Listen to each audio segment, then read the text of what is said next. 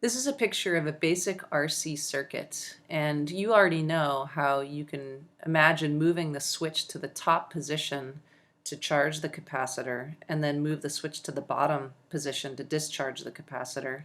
And you've also already seen how you can develop equations using Kirchhoff's rules that can then be solved to give you the current in the circuit as a function of time and the charge on a capacitor as a function of time. And while that's an interesting exercise, there are also other kinds of RC circuits that are more complicated, and that's what we're going to talk about today. So here's a good example of an RC circuit that has a couple of resistors and a capacitor, two branches that are in parallel, and we'd like to be able to say something about the current in the various branches of this circuit and the charge on the capacitor as a function of time. And what we tend to do is just kind of think about what the currents and charge would look like at the very beginning when the switch is first closed, and then after the switch has been closed for some time. So there's the switch being closed. The first thing that you want to notice is that there will be three currents in this circuit. There's one current in this branch, I'll call that I1. Another current in this branch, we'll call it I2, and a third current in this branch, we'll call it I3. Now, from Kirchhoff's rules, you know that you can draw a loop, and the potential difference around any loop should be equal to 0. And at any time, if you want to pause the movie and practice writing down your own equation before I present the equation on the screen, you can do that. So the equation that is associated with this Kirchhoff's loop is this one. And I've got I1 linked up with R1 and I2 linked up with R2 in that equation. Of course, there are other loops as well. Here's another loop, and the equation associated with that one is this. And then you could choose the loop on the right-hand side, and the equation associated with that loop is this. And don't forget that there's also a junction rule, and if you write down the equation that you get from the junction rule, it's I1 equals I2 plus I3. So these are 4 equations that might be useful to us if we want to learn something about the currents in the circuit and also the charge on the capacitor.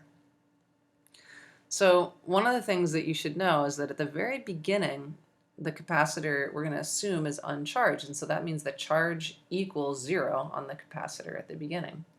And that means that at basically time equals 0, you can just cross out these terms in these 2 equations here.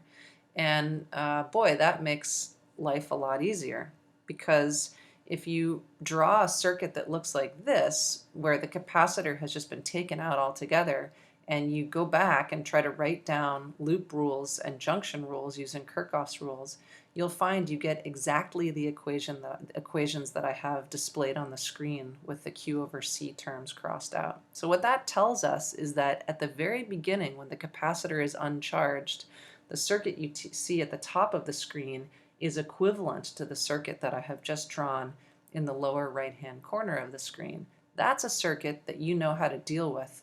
And so we can move on. You can just replace the capacitor, or take the capacitor out of the circuit altogether, find the currents that you would see in the circuit on the lower right-hand side, and those are the currents that would show up in the capacitor at the top at the very beginning when in the circuit at the top at the very beginning when the capacitor is uncharged. Okay, so the thing is, as soon as current begins to flow, what's going to happen is charge is going to begin to build on the capacitor. And that means that it's not okay anymore to make the assumption that we just made, that Q equals 0, because it's not going to be 0 anymore. So we have to get rid of these x's and go back to the original equations, and we can't assume anymore that the circuit is equivalent to this one. So how do we deal with this? Well, what we do know is that after some time, the current in that third branch is going to be equal to 0. And the reason for that is that if current is flowing, it will be charging the capacitor, and that will be causing the capacitor to have, the potential difference across the capacitor to increase, and that potential difference will continue to increase until the current stops flowing in the branch on the right-hand side. So that's really nice because then we can go back to these equations and get rid of the I3s that you see in the equations. And once again, we're in pretty good shape and we can say something about what's going to be happening in the circuit after a long period of time. So why is that? Well, if I3 is equal to 0, then that means that nothing is happening in that third branch. And that means that there's really only one way for the current to flow around this loop that I'm showing here in yellow. And so you know how to solve a circuit like that. Those are just two resistors in series. But if you didn't realize that, then you could use this equation, recognizing that I1 is equal to I2, and you could solve for the current in the circuit after a very long period of time. And furthermore, you could use either one of these two equations to find the charge on the capacitor after a long time. So here's another example just to give you a sense of how this all goes. This is another circuit that involves a bunch of two capacitors, three resistors. There's series, there's parallel, there's all kinds of stuff going on here. So how do you go about saying something about this circuit? Well, let's just talk about what happens at the very beginning. At the very beginning, we know that the charge on each of the capacitors is equal to 0.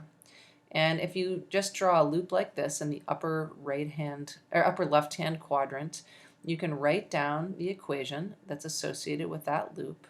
But of course, if the charge on the capacitor is 0, this equation turns into this, which means that the current I1 is equal to 0. In other words, there's no current going through the resistor at the very beginning.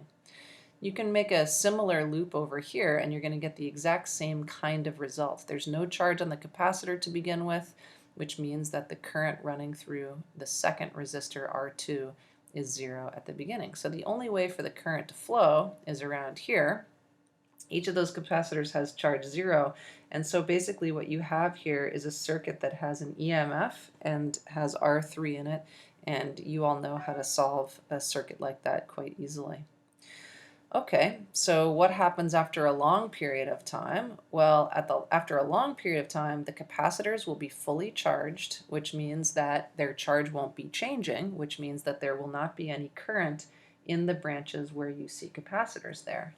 And if that's the case, then the only way for the current to flow around the circuit is to go around this loop that I'm showing you now. That is a single loop circuit with an EMF and 3 resistors in series, and you know how to solve that kind of a circuit.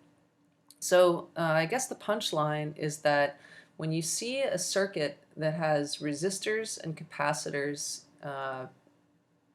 put together in a way that looks really complicated, if you remember that at the beginning the charge on the capacitors is equal to 0, and at the end the capacitors will be fully charged so that there will be no current running through them, you can learn a lot about the circuit.